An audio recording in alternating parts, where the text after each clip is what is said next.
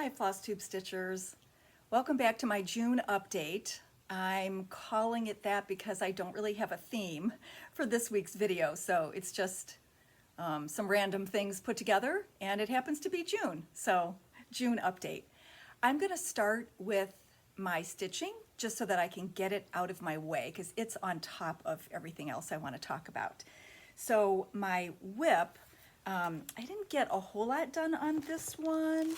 Bumblebee in from Stitching with the Housewives, but you'll see why in a second. But I think basically all I did this week was add some of the daisies at the top.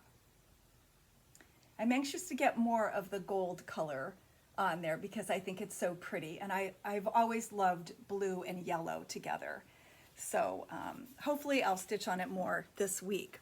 But you know how it is when you have something new you want to do. And if you follow me on other social media, I started doing Whip Wednesday a while back, and so I like to have something new to show every couple weeks instead of just showing the same thing every time. So I started something new so that I could show on Whip Wednesday, and it turns out that it only took 2 nights to finish it. So it's from Heart and Hand. It's called Merry Making Mini.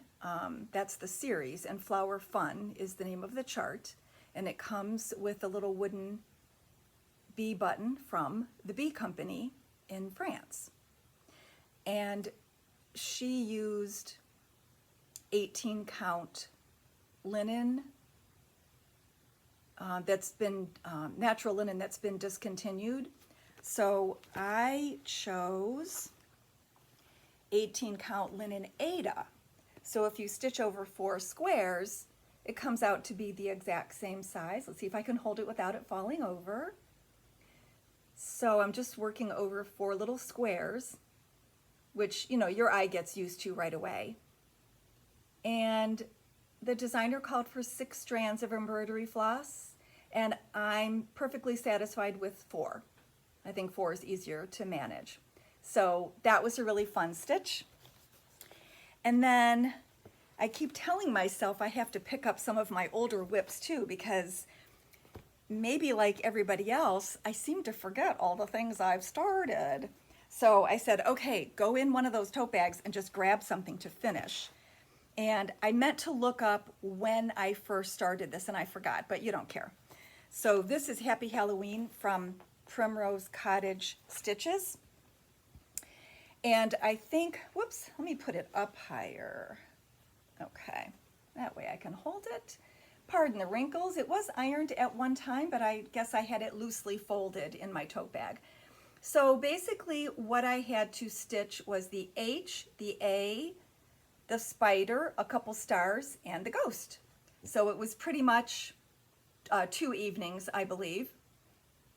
So I got that done, and the design shows little orange bows on the witch's boots, and I think I'm going to wait until I decide how I'm going to finish it and put those on at the last minute because I don't want them to get messed up in any sort of storage or transport.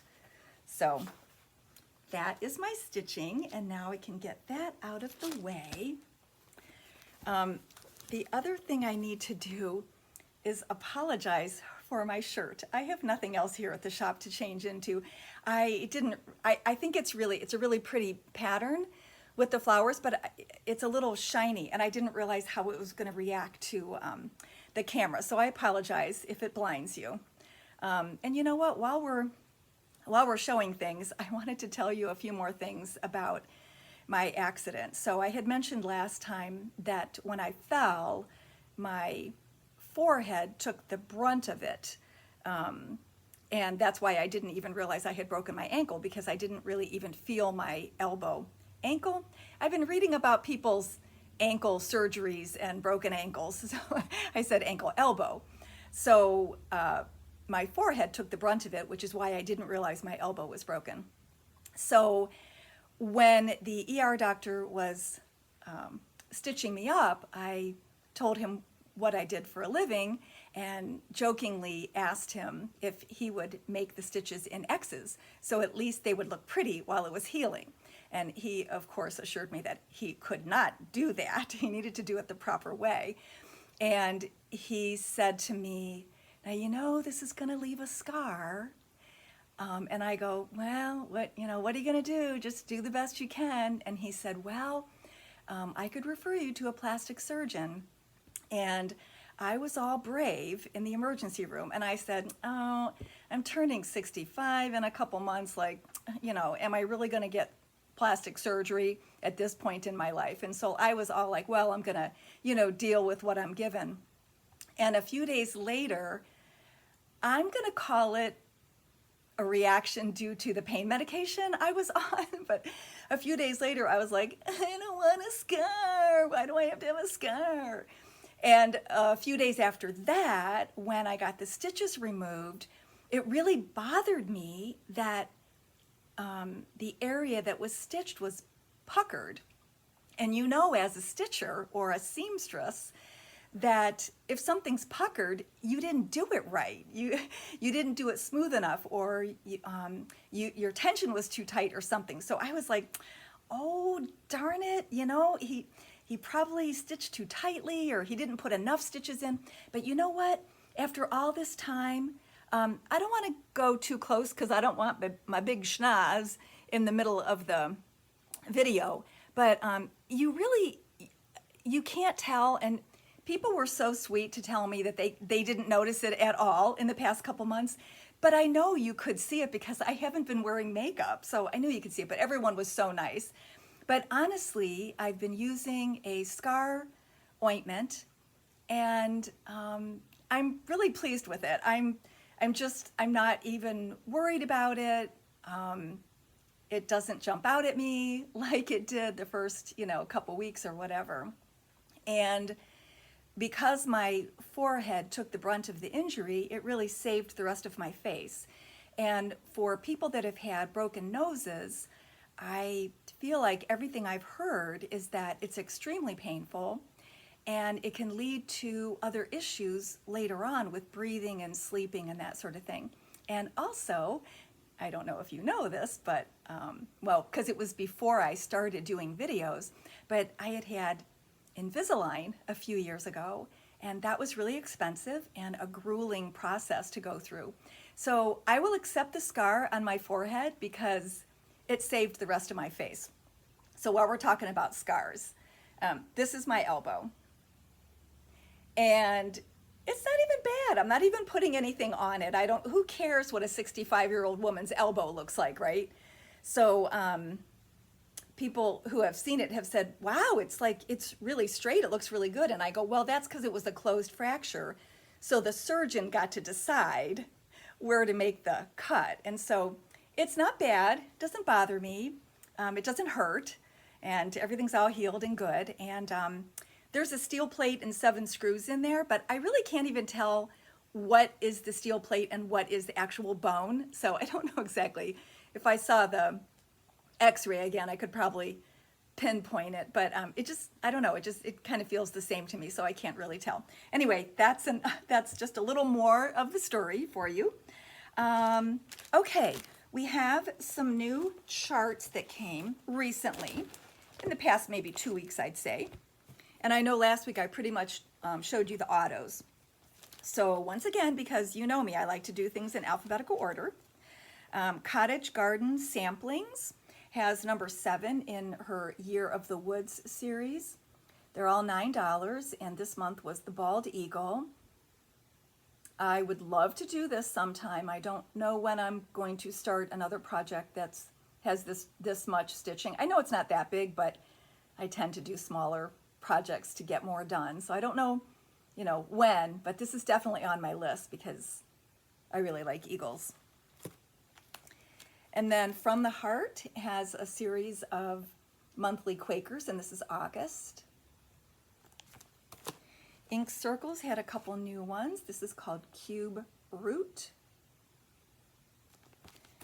And Reflections of Ireland.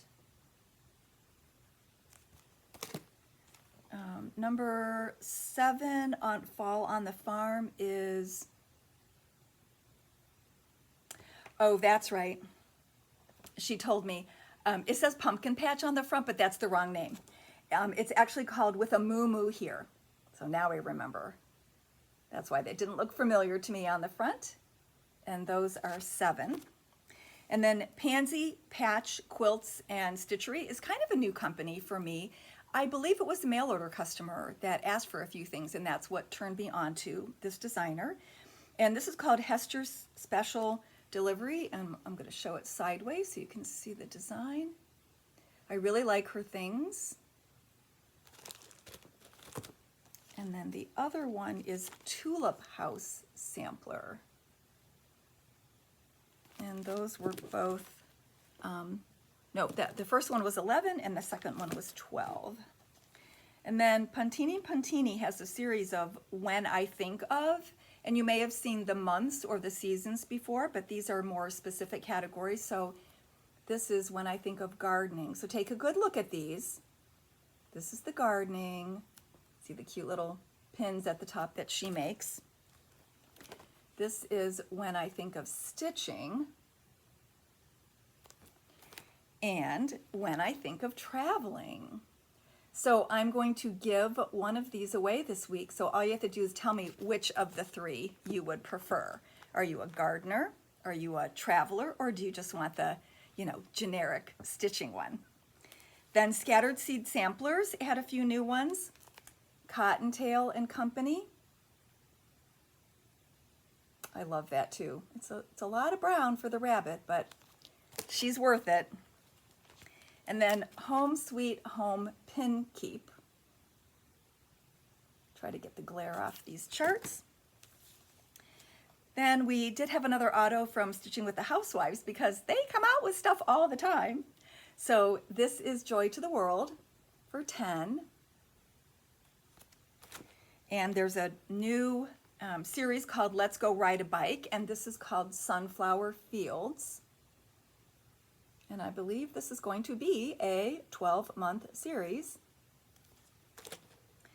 And then this is also a monthly, month to month, and this is August. Includes both designs. And note that she's not using black or blue fabric. So this should appeal to a wider range of customers, maybe who don't like working on the darker colors. Sweet Wing Studio had Bless and Keep.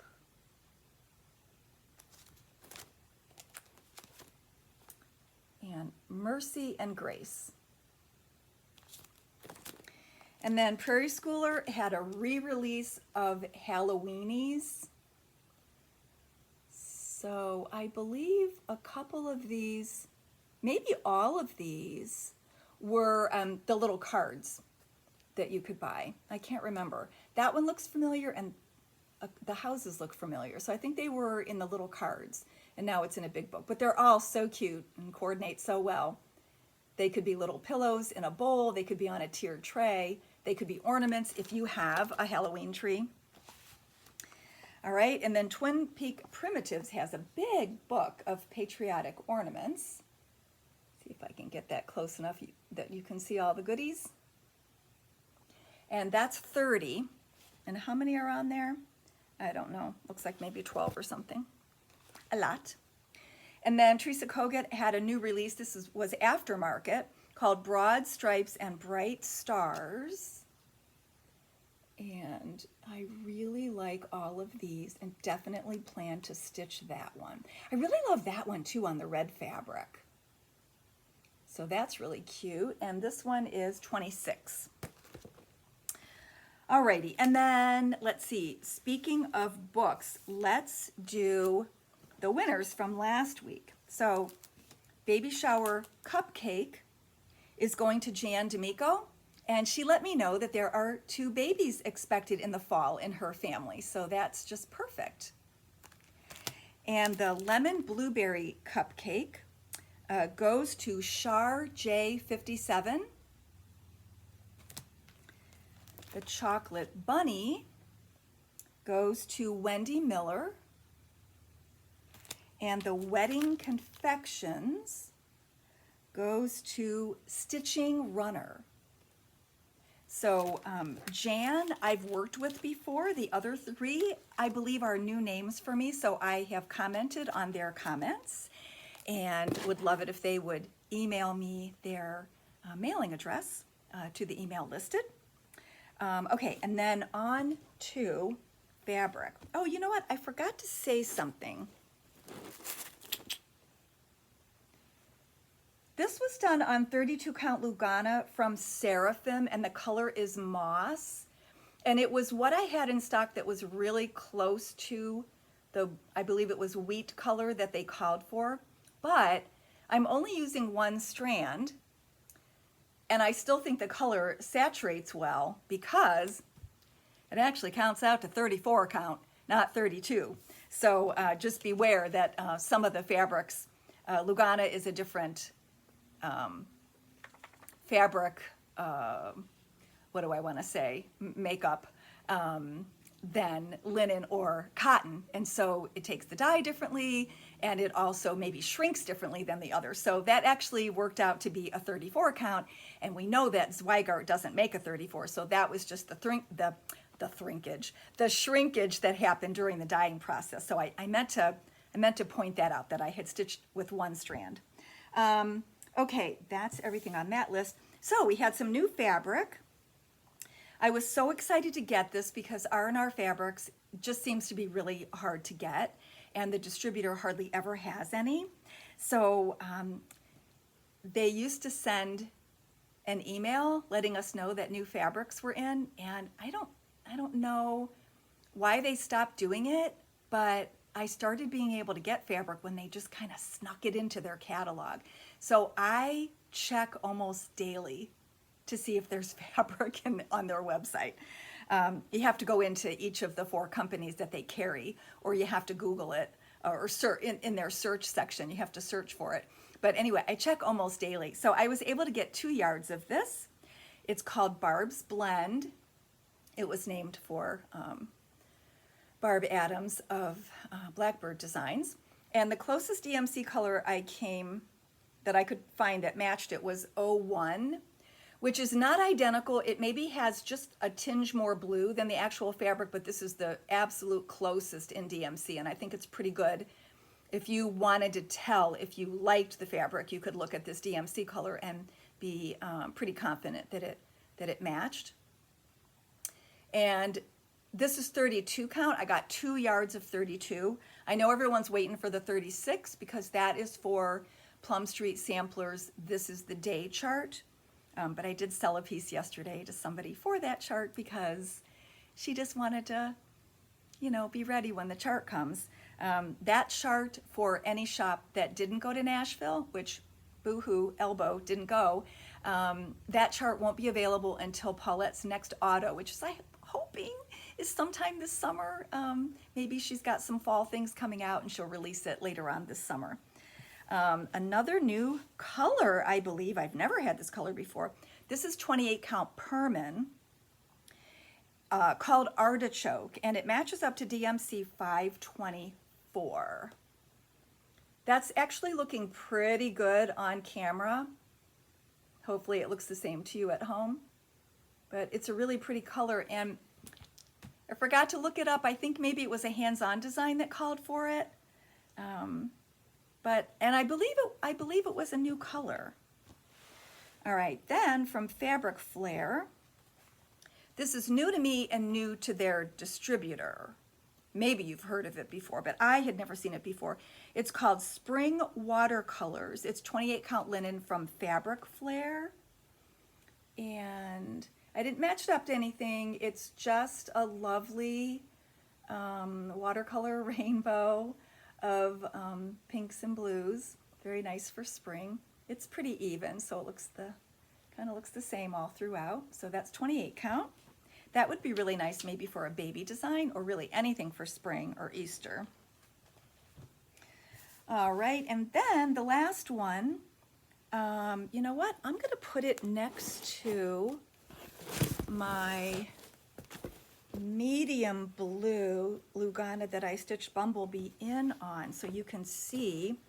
When this came in, I thought, oh, shoot, you know, maybe I should have stitched it on this lighter blue, but this was a new color after I had already been working on it. So the new color is called, what is it called? I already forgot. Water Sapphire, and this is 25 count. It matches up to DMC 334 or 3755. So there you can see the difference between the two. So it's looking a little lighter in the picture than it really is. There's really, this seems to be a bigger contrast than it truly is. But anyway, it's a really pretty color of blue. Let's do it this way because maybe that'll be more accurate. Yeah, that looks a little more like the real thing. Anyway, it's 25 count. And even if you normally stitch on linen or higher counts, have I said how much I've really enjoyed working on 25 count for the last month or so, and that I was kind of dubious that 2 strands would cover well, and I'm really satisfied with all of my stitching on it. So if you love 25 count, if you love Lugana, or you just want to try something new, tell me you want to try Water Sapphire or try the Lugana. Just say, you know, something to that effect, and I will put you in a drawing for a 1/4 yard, which is like 18 by 27. You get a lot of little projects, 1 big one, 2 medium size, whatever you want to do with it. You could share it with a friend. Anywho, 1/4 yard is going to go out next week to somebody. Well, the week after. But next Sunday, I'll pull the winner for that. So just comment sometime within the next week. And let's see. I haven't droned on too long, so let me tell you one other really quick story about my accident. So I had mentioned that a neighbor came running out of her house when she heard me screaming my head off because I wanted somebody to take my dogs. And she was the one who called 911. So I remember hearing her say, I'm coming, I just have to put my shoes on. And it turns out she was also holding her baby at the time. So she had to put the baby down, do something with the baby, and then put her shoes on. So she ran out with her phone and she called 911 for the ambulance. And they must have been asking her a bunch of questions, you know, what happened? Did she pass out? Where is she bleeding from? Blah, blah, blah. And so one of the questions probably was, you know, how old do you think she is? And my neighbor said, because she knew I wasn't passed out and I could hear what she was saying. She said, I would guess maybe mid-60s. And I remember thinking, how dare you? How dare you get my age exactly right? I still think of that. And I was turning 65 in a couple months. And of course, I was out walking my dogs on a Monday morning, hadn't showered, no makeup on, wearing the clothes I slept in probably. And anyway, I just thought it was funny. How dare you guess my exact age? So it's humbling. The whole thing has been humbling. It's been a very interesting journey. So once again, I did it in one take. I can't believe it. Maybe I'm just so happy to be back that I don't care if I flub up. I don't know. But thanks for watching, and we'll see you next time. Bye.